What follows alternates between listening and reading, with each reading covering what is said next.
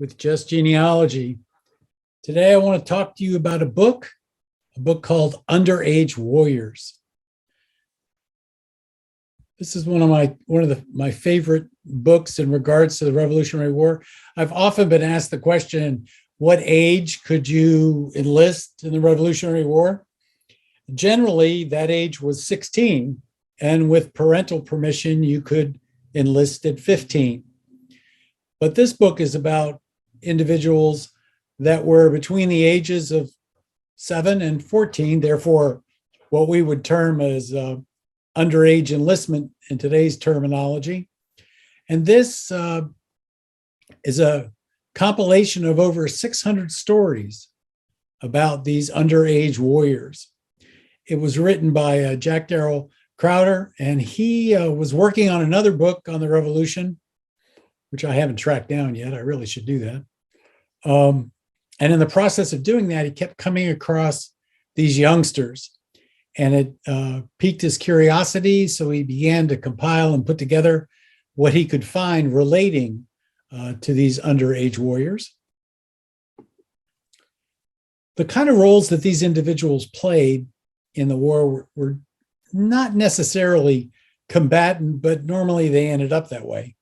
They would be drummers, fifers, waiters to officers, sort of like a valet, sort of like a steward, sort of a combination of both. But drummers and fifers were in the middle of battles, as were waiters. There wasn't anybody hanging behind in those days, or in these days either, for that matter. So to give you an example, James Kidd, in his pension, wrote, "When I volunteered under Captain Naylor, I heard no inquiry made about my age. They wanted volunteers, and I was in the service, and I presumed I was considered a good volunteer. I never knew anyone refused to be received who was able to raise a musket." And when he was received, he was 14 years old, and he was received into the Virginia militia. Now, to give you some idea of the level of detail associated with each one of these entries, although this is one of the longer entries, I won't read all of it. He gives some vital records information. James Kidd was born on the 22nd of April, 1766 in Granville County, North Carolina. I think probably that's Granville today. He married Lucy Jopling on 29 December, 1790. He received a yearly pension of $20. Now, if you were looking for his pension, you would find it out on Fold 3 in its entirety. But the author has gone through and pulled out pieces. And in the case of James Kidd, those pieces go on for 2 pages. It basically talks about him being a substitute for Isaac Bryant. Imagine being a substitute and being 14 years old, who was a steward for Colonel Nicholas of Albemarle County in the said state. And he entered the service under Colonel Richardson of the militia, Major Woods, Captain James Woods, Lieutenant Horsley Goodman, Ensign Woods, all of the militia in the month of March 1781, at which time I was not 15 years old by about a month. I resided when I entered the service in the county of Albemarle in the state aforesaid, and rendezvoused at Sneed's Tavern below Charlottesville in said county. And then he talks about the companies that rendezvoused at that point in time. He talks about how they were constantly moving from one side of the James River to the other. He talks about that he was taken sick and remained sick north of the road that leads from New Kent Courthouse to Williamsburg. How long I was sick, I do not recollect, but it was several weeks. After I had partially recovered, Lieutenant Horsley Goodman and Sergeant Clark called for me, and I went with them to 4 Mile Creek below Richmond, where I joined the Army again under the same officers. And he goes on and discusses it some more. It looks like he was at the Battle of Green Spring, which was the last battle before the siege of Yorktown. Let's see, and all of this information comes directly from his pension. His pension number is S18481, if you'd like to look it up on Fold 3 and read the entire pension. Let me read another one to you. It's much shorter. Nicholas Kern.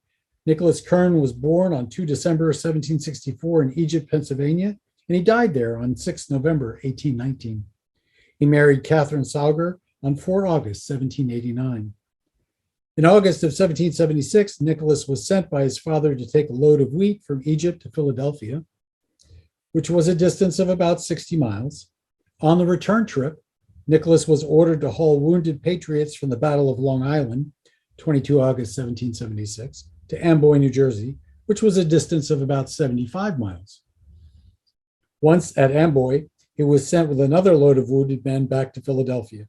He was gone a total of 4 weeks, and during this time, his father did not know of his whereabouts. And that information came from a SAR application. Now, SAR applications up to 1973 are found on Ancestry. And then it's also found in DAR Lineage Book Volume 54.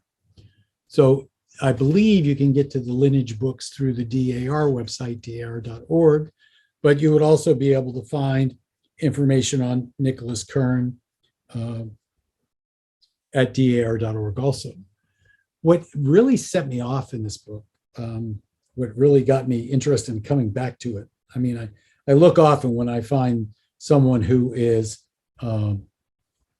appears to be much younger than I think they should be, and I want to see what's available for them. It just, I guess what set me off was first the level of detail, in that there is just so much here. He didn't skimp on providing us information about these underage warriors.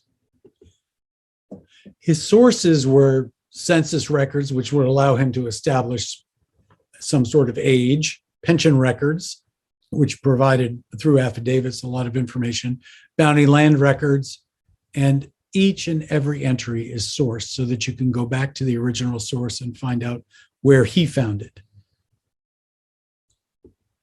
So I like this book so much that I'm going to offer a discount to you from Heritage Books.